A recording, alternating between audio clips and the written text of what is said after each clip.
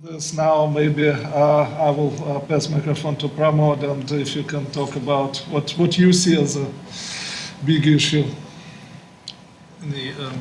So let me talk a little bit about the clearing space. I've been following this OTC derivatives clearing topic for almost 3 years now. I've made the mistake of subscribing to anything that said OTC derivatives clearing, and I had to create a separate email box. So this is one of the most widely covered topics. I'm sure most of you are, intimately familiar with what's going on there. But to some of you who may not be, as inside baseball into OTC derivatives, let me quickly run through, what the regulation says, where we are today, and then talk a bit about collateral management in the context of OTC derivatives clearing, and what does that mean in terms of putting operations and systems in place to deal with that complexity. Right?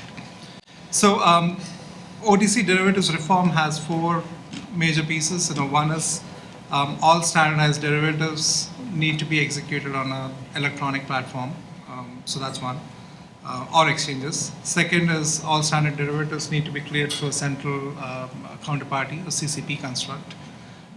Third key issue is reporting these OTC derivatives to a swap data repository.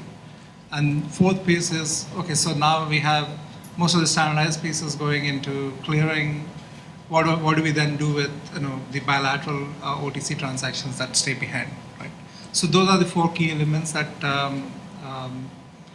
form the construct for the OTC derivatives reform. So let's look at swap execution facilities, which is the first topic. So the Act says that you need to be trading OTC derivatives either at exchanges or at electronic execution platforms. So those are the 2 types allowed. Today, yesterday, I actually counted how many CEFs are there in flight. There seems to be 30 plus CEFs already in flight at various stages. Some exchanges currently are trading what they call swap futures. Essentially, they're futures, but they mimic swap characteristics in terms of cash flows and to a certain extent risk. People have come up with fancy names for them. Some people call them mermaids and whatnot. But essentially, they are futures, series of futures constructed to mimic a swap. So there's one interesting tidbit when it comes to swap futures. Essentially, they are not derivatives; they are still futures. So they seem to attract a different capital charge as opposed to the swaps that would clear at the in the CEF market. So that's creating a bit of an issue that Doug talked about. What if you have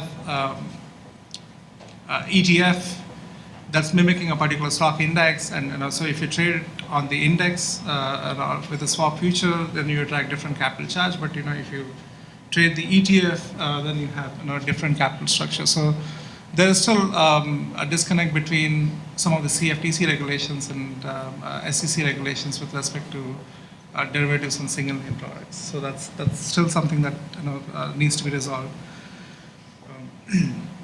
So coming to swap execution platforms, it's most of the platforms are trying to mimic how the bilateral trading worked in the OTC derivative space, where somebody sent a spreadsheet out to a trader, and that's how they've structured these OTC derivative contracts. So to mimic that particular process is not easy, and different CEFs are trying out different methods. Largely, there are 2 ways to discover the price. So there's a request for quote, and then there's the central limit order book type of mechanism. So those are the 2 everyone seems to apply in building their systems. The key criteria for the CEFs going forward would be twofold. One, where is the liquidity? Okay, naturally, that's where those CEFs will be more successful, and how flexible the products that CEF would offer. So those are the 2 things that will determine which of these 30 odd CEFs are going to be successful. Okay. Moving on to the CCPs, again, the story is somewhat similar. There are multiple CCPs today in existence. March 11th is the first day when we started clearing a large portion of transactions, a large portion of standardized OTC derivatives through the clearing houses. Swap dealers, major swap participants, and active funds, they're all now mandated to clear any standardized product that is eligible for clearing or that's being cleared by a particular CCP. So first 3 days saw about 500 billion notional getting cleared.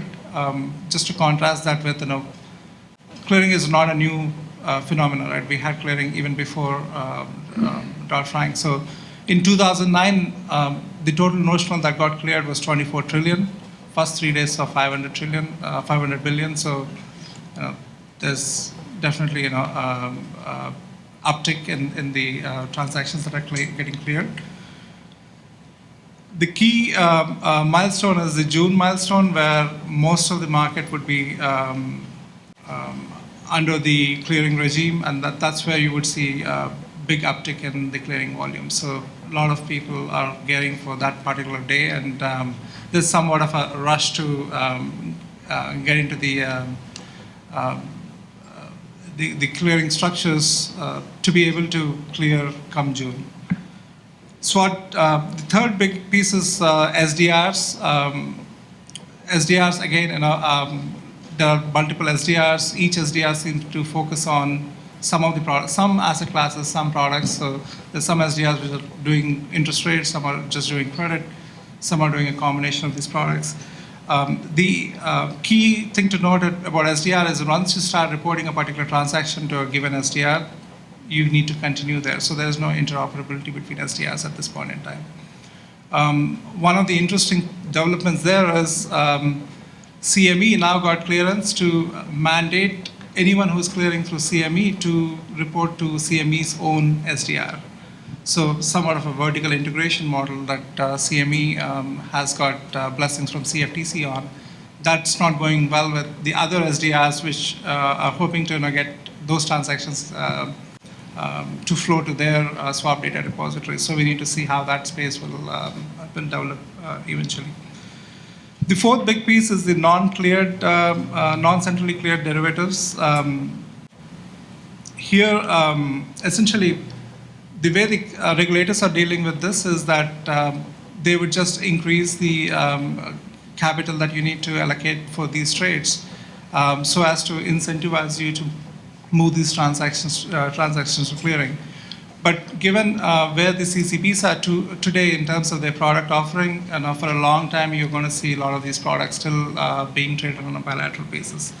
And the capital charge that you would incur for these and how that will be structured over a period of time are some of the discussions that are going on currently in the market. Let me touch upon clearing. Let me touch upon the collateral management in the clearing context a bit. So if you're an average firm on the street and you want to clear your transactions, OTC derivatives transactions, you probably need to be either a member of a CCP or go through a clearing broker. You probably will need to become a member for multiple CCPs, given some CCPs specialize on certain products. So as a result, you probably will need to post membership fee, default fund contributions, and then initial margin and variation margin because, based on your portfolio. What this results in is a way in which you can't really realize the benefits of a portfolio that you have. Essentially, the way the multiple clearing, multiple CCP structure works is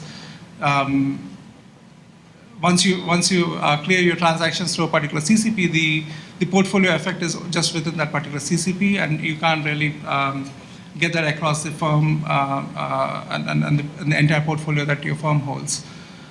That's a big issue in the market.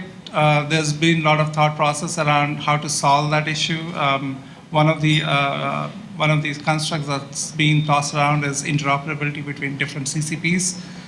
which has its own problems, because once you have interoperability between different CCPs, in a way, you are putting the whole system at risk, because the weakest CCP, is going to determine how strong that particular structure would work.